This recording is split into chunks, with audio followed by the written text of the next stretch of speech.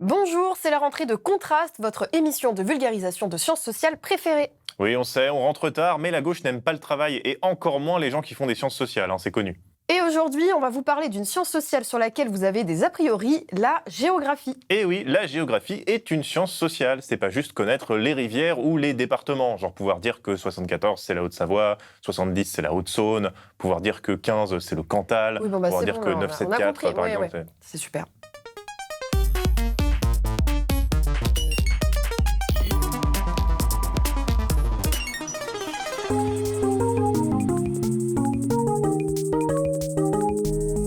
Donc oui, la géographie, c'est une science sociale parce que ça concerne les humains. Les géographes vont étudier la façon dont on investit l'espace et la façon dont les gens vont utiliser cet espace. Un de ces espaces humains très étudiés par la géographie, c'est la ville. Les gens de la ville. Oh, bon Dieu de gens de la ville! C'est très simple de trouver des applications concrètes à la géographie. Dans le cas de l'étude de la ville, par exemple, le géographe pourra travailler avec des urbanistes. Il n'est pas rare de voir des géographes participer à l'évaluation de politiques publiques, d'écrire des rapports qui serviront à des élus. Frank Scherer, géographe à l'université Lyon 2, en parlait dans un texte intitulé « Le rôle de la géographie dans la construction des politiques publiques ». Tous les débats actuels, ne serait-ce que celui sur le 3e aéroport parisien ou le contournement ouest de l'agglomération lyonnaise, tous ces débats publics d'aménagement sur les infrastructures de circulation, comme ceux qui portent sur l'organisation des services en milieu rural, etc., tous ces débats reposent sur des articulations d'échelle. Comment représenter l'intérêt général à plusieurs échelles? C'est vraiment au cœur du métier de géographe. C'est marrant parce que le texte date de 2002 et on parlait déjà du contournement ouest de l'agglomération lyonnaise. C'est toujours pas fait, Ben pourquoi quand on est Lyon? Quand on est Saint-Étienne, d'accord, mais pourquoi Lyon? Ah, ça tombe bien que tu parles de Saint-Étienne, Maudit, parce que c'est justement notre thème d'aujourd'hui, la mort des centres-villes. Quelle incroyable transition. De toute façon, Saint-Étienne, tous les magasins ils ferment. Donc ça vous a pas surpris? Bah non, mais bon, là, j'ai jamais vu Adidas qui se fermait. D'habitude, ça vend super bien, mais là... Triste, très triste, parce que c'était une ville qui était très vivante quand même avant Saint-Étienne. Et là, ouais, du jour au lendemain, on voit que des rideaux baissés. Il n'y a plus rien maintenant, de toute façon. On n'a plus rien à Saint-Étienne.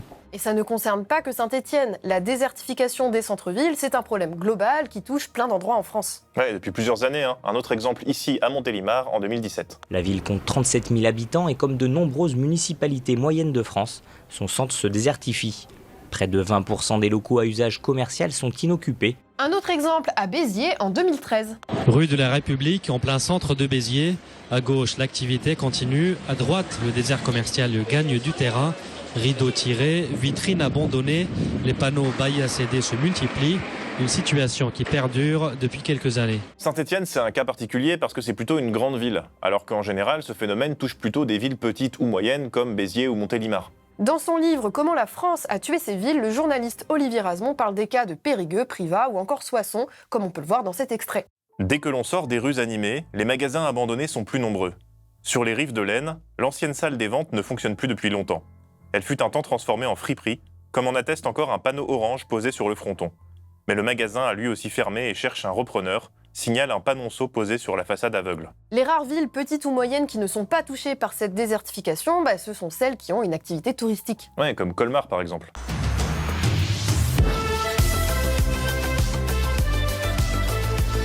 Extrait de la chaîne YouTube Exotic Vacation. Très exotique Colmar, l'Alsace, le choucroute, bake-off, le Riesling, le racisme.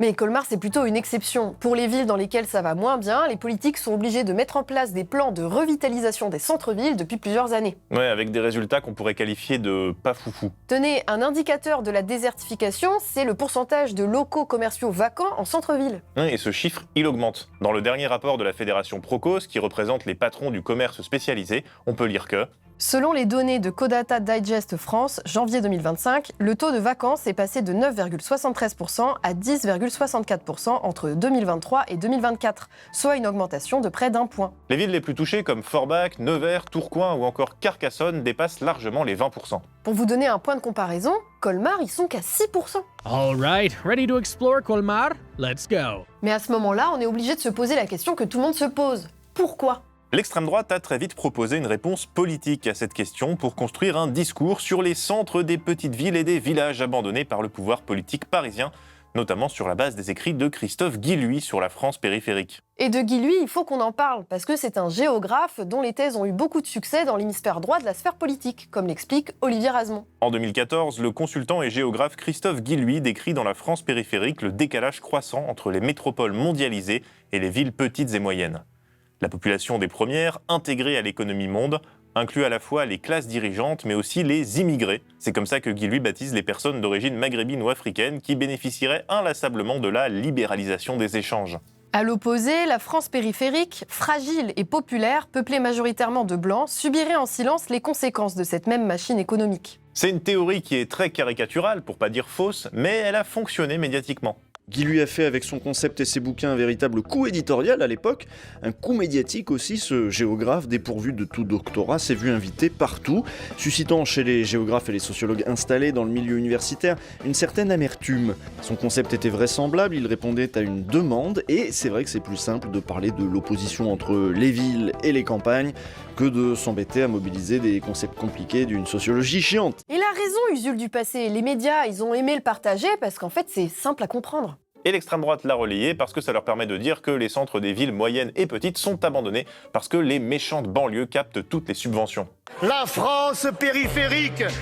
Ces Français, ce ne sont ni les très aidés, où l'on retrouve les bataillons de l'immigration, ni les très aisés, qui bénéficient de tous les cadeaux fiscaux de votre gouvernement. Mais l'extrême droite va plus loin en accusant ces immigrés des grandes villes de venir détruire les centres des villes petites et moyennes en s'y installant. Attends, mais c'est pas logique. Guilluy, il a dit qu'il y avait des immigrés seulement dans les grandes villes et que tous les blancs étaient dans les villes petites et moyennes. Ah non, mais il n'y a pas besoin d'être cohérent. La logique, c'est qu'on est envahi. Ils sont partout, dans les campagnes, sur les réseaux sociaux. D'ailleurs, à Béziers, dont on a déjà parlé, Robert Ménard a beaucoup joué cette carte dans sa communication politique. Robert Ménard a également décidé de partir en guerre contre les vendeurs de kebab. Absolument. On est dans un pays de tradition judéo-chrétienne. C'est difficile, mais pour certains, mais il faut s'y faire. Officiellement, au nom de la sauvegarde du centre-ville. Je protège la ville. Regardez si elle est belle, la ville. Bon, on a regardé et il y a quand même toujours des kebabs dans le centre-ville de Béziers. Bonjour, on est aujourd'hui à Béziers, derrière ce kebab que n'aime pas Robert Ménard, puisqu'il trouve qu'il y en a trop. Mais je pose juste la question. Est-ce que c'est pas à cause de nos kebabs islamisés du Hamas que nos centres-villes sont en train de disparaître ? Mon pinard, mon pâté de tête. Enfin, c'est pas possible. Je pose juste la question. Non. Non, pas trop. En fait, la désertification des centres-villes, elle est surtout due à une évolution majeure de nos modes de vie et de nos modes de déplacement et de consommation. Les centres commerciaux s'adaptent à l'essor de l'automobile en proposant de gigantesques parkings gratuits. Et les hypermarchés qui s'y installent satisfont les besoins de consommation. Grâce à cette formule magique, le centre commercial devient le modèle dominant de la consommation de masse à la française. Ce changement, il date des années 60, comme l'explique l'historien de l'économie Tristan Jacques dans sa thèse sur l'histoire du commerce en France. Le modèle de l'hypermarché est créé en 1963 par l'entreprise Carrefour. Résultant de l'application d'innovation marchande américaine, il annonce une rupture réelle des pratiques et des structures du commerce de détail, car il inaugure le développement d'une logique industrielle dans ce secteur. Il rencontre un fort succès à partir de 1968 et il permet à des nouveaux acteurs économiques d'émerger. Au départ, dans ces zones commerciales, on trouvait aussi des commerces indépendants. Et donc elles ont aussi attiré des commerçants du centre-ville. Et forcément, ça a vidé le cœur des villes. Les politiques vont s'en rendre compte très rapidement, dès les années 70 en fait. La première tentative date de 1973. La loi Royer, du nom du ministre du Commerce de l'époque, avait un objectif: freiner la création des grandes surfaces pour protéger le petit commerce. On pourrait multiplier les exemples de lois et de mesures prises en ce sens depuis. Tristan Jacques en a cité quelques-unes dans sa thèse, notamment des prêts accordés aux petits commerçants dans les années 80. Aujourd'hui, c'est par le prisme de l'écologie que les pouvoirs publics prétendent lutter contre les zones commerciales. C'est notamment le cas avec la loi zéro artificialisation des sols. Mais la véhémence de cette lutte contre les zones commerciales reste assez relative, comme l'explique Tristan Jacques. Bien qu'elle ne cesse de se renforcer à partir de la fin des années 1970, la politique de soutien au commerce rural, qui mobilise l'essentiel des subventions ministérielles accordées au commerce, reste d'une ampleur très limitée. Mais en France, la grande distribution est trop importante économiquement pour que les élus nationaux et locaux veuillent réellement la stopper. Oui, puis des fois, c'est même les maires eux-mêmes qui militent pour l'implantation de zones commerciales. Un exemple ici avec Jean Urbaniak, ancien maire de la petite ville de Noyelles-Godault dans le Pas-de-Calais. C'est 300 emplois, 60 millions d'euros d'investissement, des voiries qui sont améliorées, une volonté d'aller de l'avant dans une région où on a fermé toutes les entreprises industrielles, est-ce que le bassin minier n'aurait pas le droit d'avoir un seul centre de 40 000 m²? Je pense que si. Il y a quand même certains maires qui s'opposent à ces zones, espérant protéger le dynamisme de leurs villes et villages. Les batailles juridiques, ce maire dans les Bouches-du-Rhône connaît. Depuis 7 ans, il s'oppose à une grande enseigne qui veut s'implanter sur 8000 m². Je prends les avocats qu'il faut, hein. Donc je ne vais pas m'en laisser raconter et sacrifier le tissu commercial de mon village pour quelques frais d'avocat. Mais c'est pas toujours facile, d'autant plus que parfois on a même carrément des communes qui sont en concurrence pour savoir qui aura la meilleure zone commerciale. La France a vu autant de surfaces commerciales émerger ces 20 dernières années que lors des 40 précédentes, souligne Pascal Madry, directeur de l'Institut pour la ville et le commerce, qui en recense 1500. En cause, selon lui, la compétition entre collectivités, chaque maire voulant son décathlon, et la fuite en avant des enseignes qui ont accéléré leurs ouvertures pour compenser leurs pertes grâce à des économies d'échelle. Mais est-ce que la cause de cette frénésie de construction de zones commerciales depuis ces 50 dernières années, c'est uniquement la faute des méchants élus de droite? En tout cas, les élus de droite en général, c'est un problème, on le sait. Oui, c'est vrai, mais c'est pas le seul problème. Déjà, les consommateurs eux-mêmes ont abandonné les petits commerces de centre-ville pour se diriger vers les zones commerciales. Pour des raisons pratiques, on y reviendra, mais aussi pour des raisons de qualité. Oui, parce que maintenant, on a l'image du petit commerce de centre-ville qui fait des produits locaux d'excellente qualité, mais c'est loin d'avoir toujours été le cas. La romancière Annie Ernaux, dans son livre Les armoires vides, décrit précisément un de ces commerces, qui est l'épicerie café de ses parents, à Yvetot, en Normandie. Elle décrit un magasin mal aménagé,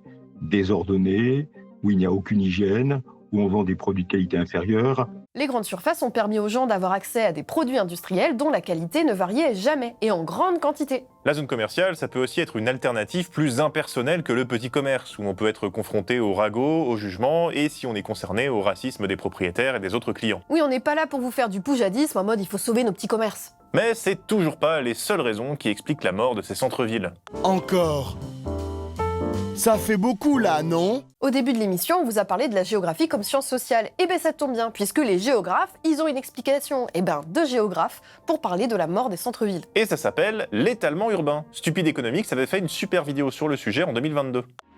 Sous nos yeux, l'ampleur de ce qui a été construit en quelques décennies seulement. Les agglomérations s'étendent, quittent leur centre. Les bourgs s'entourent de lotissements. Tout ça en l'espace d'une vie. C'est ça, les villes quittent leur centre. Chacun veut sa maison, et avec le développement de la voiture, plus besoin de vivre dans un mouchoir de poche. Résultat, ces 60 dernières années, beaucoup de gens ont migré vers les périphéries, comme l'explique le géographe Michael Dupuy-Le Bourdelès. Les classes moyennes artisanales et commerciales, qui habitaient traditionnellement ces espaces, ont quitté les centres-villes à destination de maisons individuelles neuves dans leur périphérie, à la recherche de meilleures conditions de logement. C'est le fameux rêve pavillonnaire français, inspiré du fameux modèle états-unien. Je me sens prisonnier, je veux changer de chaîne. Cet éloignement du centre ne se fait pas de manière homogène. L'étalement ne se fait pas forcément dans la continuité de l'agglomération, mais fait plutôt des sauts de commune en commune et atteint même parfois certains villages ruraux. C'est ce que les géographes appellent l'émiettement urbain. On vous en a parlé avec notre portrait de Frédéric Nious, on se retrouve avec des zones rurales qui se retrouvent petit à petit péri-urbanisées, et ça c'est à cause de l'étalement ou de l'émiettement urbain.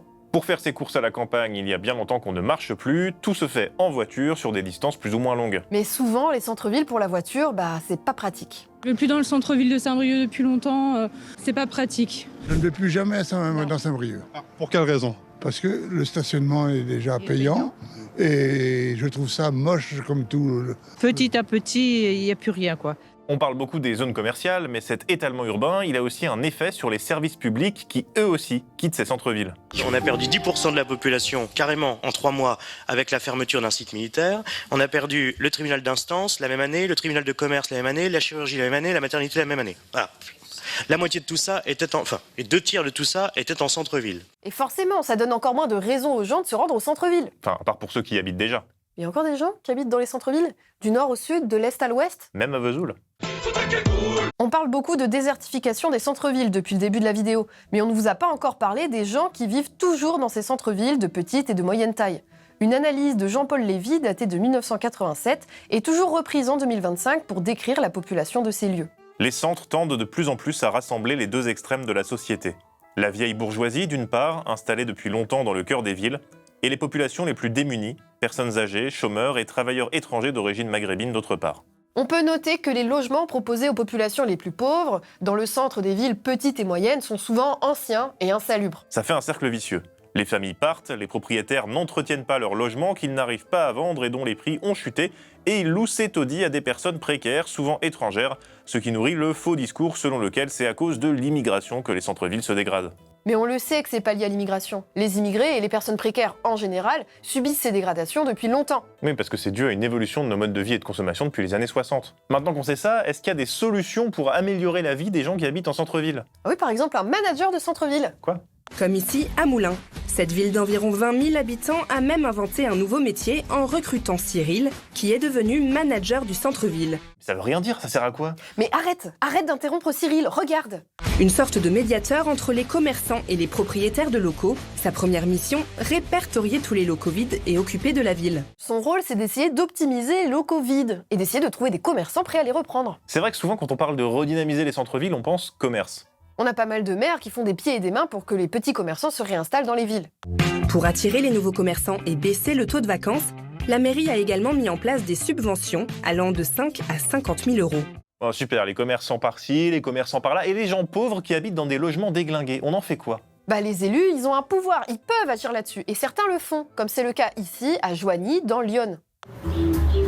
C'est ce bâtiment qui va être démoli, donc il y en a une partie qui sera reconstruite ici, à peu près la moitié, entre 20 et 25, et puis l'autre partie qui sera donc reconstruit ou réhabilité en centre ancien. C'est un peu cette idée que nous avons. Une autre piste étudiée par certains élus, c'est le développement de transports en commun efficaces et notamment gratuits. C'est le cas par exemple à Dunkerque. Le but, permettre aux plus précaires de sortir de l'isolement, une mesure sociale, économique et écologique à l'heure où la transition énergétique est un enjeu planétaire. Toutes ces idées, tous ces plans pour redynamiser les centres, après il y a des géographes qui mettent leur nez dedans pour voir si ça a été efficace. C'est le cas de Julie Chouraki, Johan Millot, Christelle Morel-Journel et Valérie Salapala qui ont enquêté sur les politiques pour les centres-villes de Châlons-en-Champagne, Dunkerque et Saint-Étienne. L'action sur le centre-ville est multisectorielle. Habitat, commerce, espace public, accessibilité, etc. mais s'inscrit dans le cadre d'une stratégie globale entrepreneuriale dont l'horizon est l'attractivité économique et résidentielle et qui cible particulièrement les catégories socio-professionnelles moyennes ou privilégiées. Et oui, c'est un peu décevant, mais c'est souvent comme ça.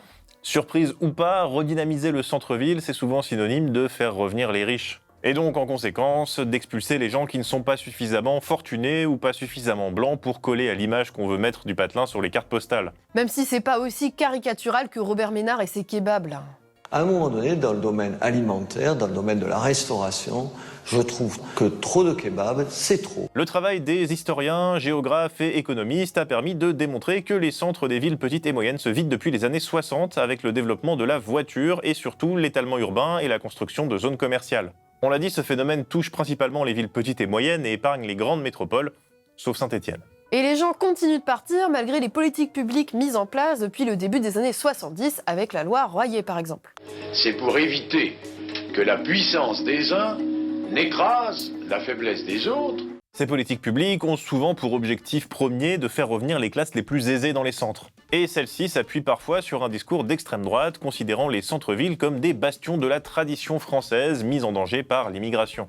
De façon générale, on envisage le dynamisme de ces lieux par l'angle du petit commerce et donc par l'angle économique. Pourtant, les services publics et culturels indispensables au lien social ont eux aussi déserté ces endroits. La fermeture des équipements culturels, la fermeture des commerces de proximité, la fermeture des services publics, eh bien on peut tenter d'y mettre un stop, un arrêt et il faut une volonté politique. Cette volonté politique, on l'a eue et on est juste récompensé par le public qui fréquente ces lieux-là.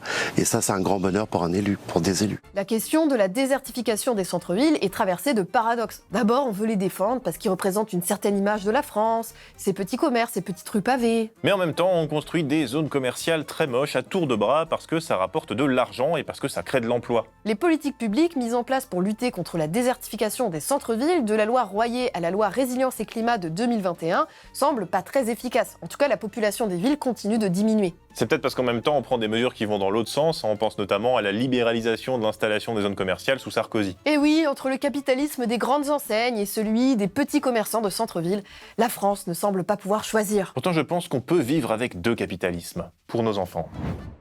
Et pour que Place ne meure pas comme le centre-ville de Limoges, n'oubliez pas de vous abonner et de nous envoyer de l'argent. Et merci d'avoir regardé l'émission, c'était formidable. Je pense que les graphistes vont me le censurer. Bonjour, c'est la rentrée de Contraste, votre Votre émigration préférée.